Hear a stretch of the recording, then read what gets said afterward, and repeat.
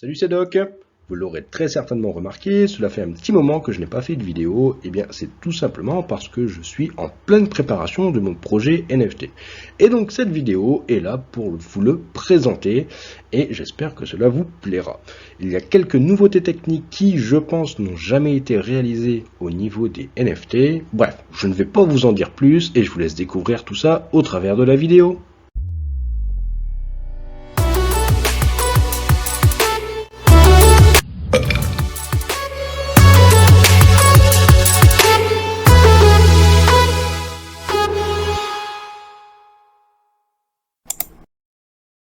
L'un des objectifs du projet Marmotoshi est de mettre en avant la différence de proposition de valeur qu'il y a entre Ethereum et Bitcoin, et tout cela au travers de l'art digital.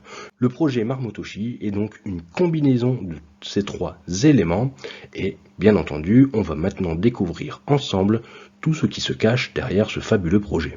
Alors, comment va fonctionner ce projet? Eh bien, vous pouvez voir les Marmotoshi comme des tirelires à Bitcoin. Celles-ci seront matérialisées, si je puis dire, sous forme de NFT, et chaque mois, la tirelire va se remplir de Bitcoin. Bien entendu, cela ne va pas se faire par magie, et je vais revenir sur la mécanique qui va permettre d'alimenter cette tirelire en Bitcoin. De votre côté, vous n'aurez strictement rien à faire, si ce n'est tout simplement conserver le NFT sur votre adresse Ethereum.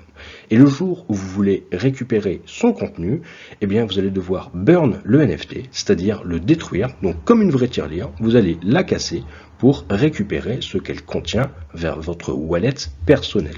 Bien entendu, une fois que vous aurez effectué cette opération, eh bien la tirelire étant détruite, celle-ci ne se remplira plus chaque mois, vous sortez du jeu si je puis dire. Comment cela va-t-il fonctionner techniquement? Car oui, j'ai parlé de Bitcoin et j'ai parlé du réseau Ethereum.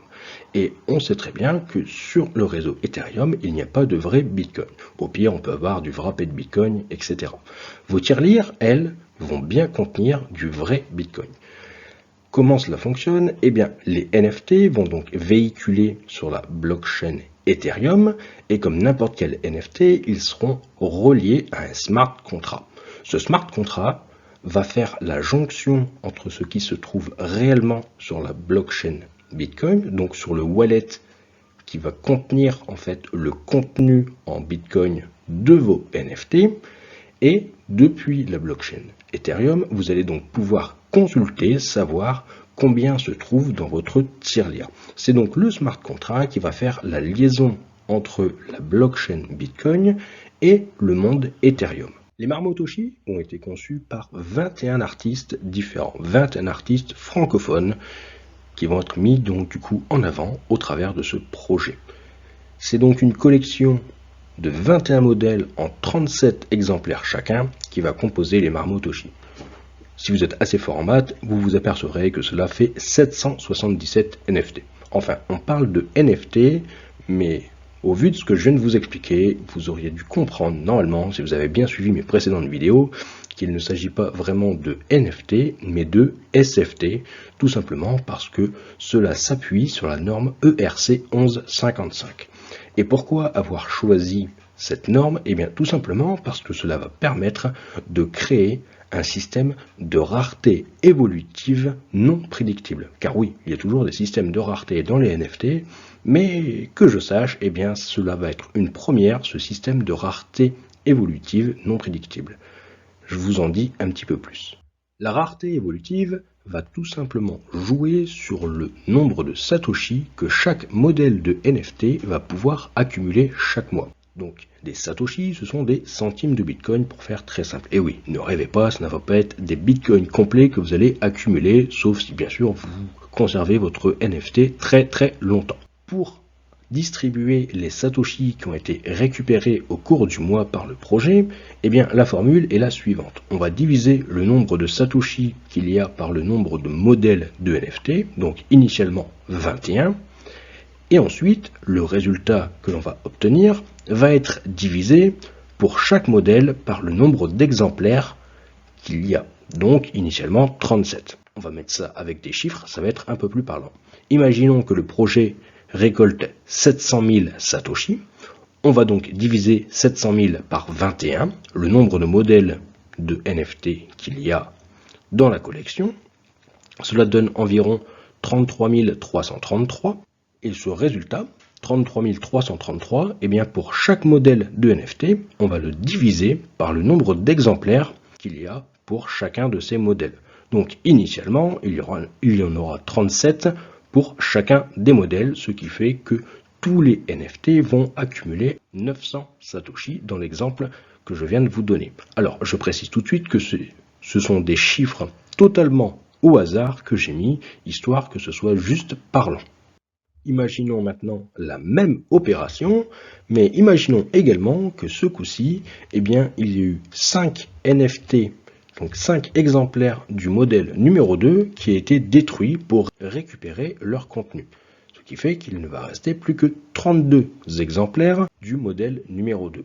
Eh bien, comme vous pouvez le voir, si on réeffectue exactement la même opération, donc 700 000 Satoshi de récupérer, divisé par les 21 modèles existants, ce qui donne toujours 33 333, l'ensemble des modèles vont donc continuer de récupérer 900 Satoshi, sauf le modèle numéro 2, qui ce coup-ci, lui, va récupérer 1041 Satoshi par exemplaire. Et oui, étant donné qu'il y aura moins d'exemplaires, eh bien les exemplaires restants vont eux accumuler plus de Satoshi. Voilà le principe de la rareté évolutive non prédictible. Pourquoi non prédictible? Eh bien on ne peut pas savoir à l'avance quel holder va burner un NFT ou non. Voyons maintenant de où vont provenir les Satoshi qui vont remplir les tirelires numériques que vous aurez en votre possession. Eh bien, lors du mint de votre NFT Marmotoshi, vous allez devoir effectuer votre paiement en ETH étant donné que la collection évolue sur la blockchain Ethereum comme je vous l'ai déjà indiqué tout à l'heure. Et 90% des fonds récoltés au travers de cette vente de NFT vont être investis dans la finance décentralisée et l'ensemble des rendements qui vont être générés chaque mois au travers de la finance décentralisée vont tout simplement être convertis en Satoshi pour venir remplir les Marmotoshi et ainsi faire grimper leur valeur chaque mois. Alors, vous allez très certainement me demander où vont les derniers 10%. Eh bien, ils servent tout simplement à financer le projet, c'est-à-dire payer les artistes, les développeurs, etc. Bien entendu, le projet sera entièrement transparent. L'ensemble des holders de Marmotoshi disposeront de l'intégralité des adresses utilisées par le projet. Il y aura également un tableau de bord très simplifié afin que les plus novices puissent suivre les opérations en temps réel. Et chacune des opérations effectuées sera toujours accompagnée d'explications afin de donner une dimension ludique à ce projet. Pour rester dans l'esprit partage de connaissances, les Marmotoshi ont installé leur terrier dans le Discord des Cryptomasks. Tout simplement parce que c'est un Discord qui regorge de bienveillance et où sont présents de nombreux experts pour accompagner les plus débutants. De cette manière, les Marmotoshi vont pouvoir se concentrer sur leur principale activité qui n'est autre que toujours accumuler plus de Satoshi. En contrepartie, les Marmotoshi vont reverser l'intégralité des royalties du marché secondaire au projet The Cryptomask. Les royalties seront de 5%.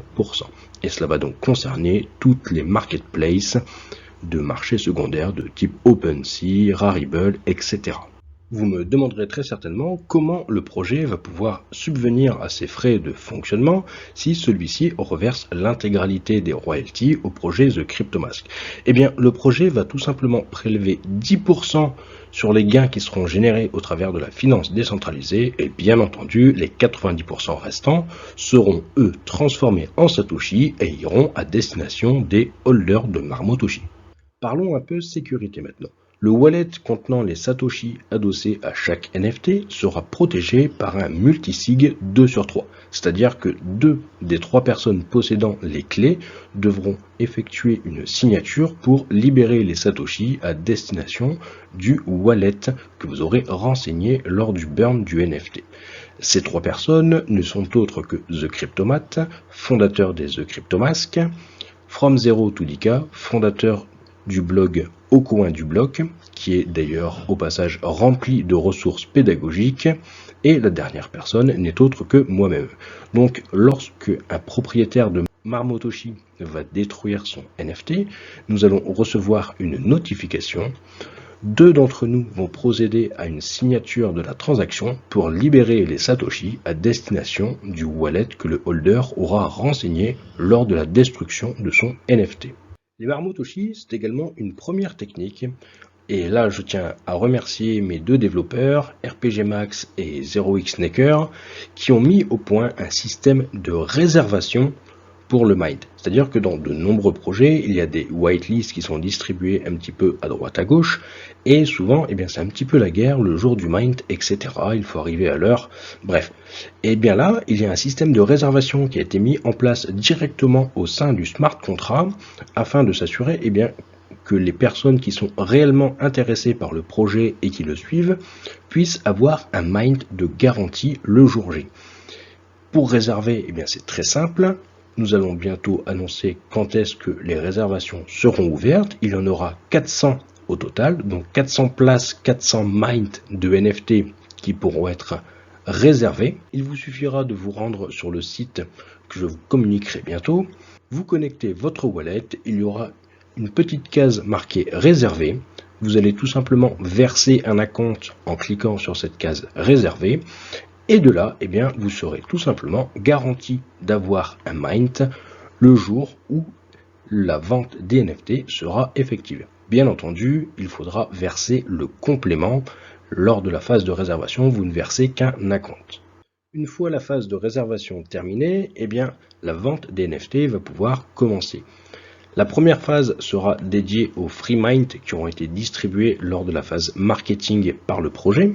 Il y aura ensuite les 400 réservations qui auront été effectuées au préalable. Puis ensuite viendra le tour des cryptomasks, c'est-à-dire que chaque personne possédant un cryptomask aura la possibilité de mint un NFT, mais dans la limite de 100.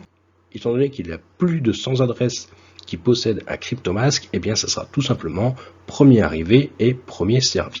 Et ensuite, il y aura 200 mint accessibles sur les whitelists qui auront été distribués par les artistes. Et là, pareil, il va y avoir plus de whitelists distribués que de mint accessibles. Donc, encore une fois, sur cette partie-là, ce sera premier arrivé, premier servi. Pour chacune de ces phases, il ne sera possible que de mint un seul NFT par adresse. Mais si vous avez une adresse qui a obtenu un free mint, qui a effectué une réservation et qui a reçu une whitelist par exemple d'un artiste, avec cette même adresse, vous pourrez mint 3 NFT, un par phase. Donc pour résumer, les personnes disposant d'un free mint ou ayant effectué une réservation auront un mint garanti. Pour les 2 dernières phases, celle qui est réservée aux holders de CryptoMask et ceux qui auront eu une whitelist auprès des artistes, là c'est premier arrivé, premier servi. Dans le cas où une phase ne serait pas 100% mint, la différence sera tout simplement ajoutée à la phase suivante. On pourrait donc, dans l'hypothèse, avoir plus de 200 mint disponibles lors de la dernière phase. Et si lors de ces 4 phases de vente, tout n'est pas vendu, il y aura alors une public sale, c'est-à-dire une vente publique où n'importe qui pourra participer et il n'y aura pas de restriction sur le nombre de mint qui pourra être effectué par adresse. Ça y est, nous voilà arrivés au moment de « S'il vous plaît, monsieur, un petit pouce bleu, pouvez-vous vous abonner ?» Mais vous savez, l'essentiel pour moi, c'est de partager l'information. Et oui, car le partage du savoir, c'est ce qu'il y a de plus important. Bon, ok, un petit don en crypto, ça me ferait bien plaisir aussi.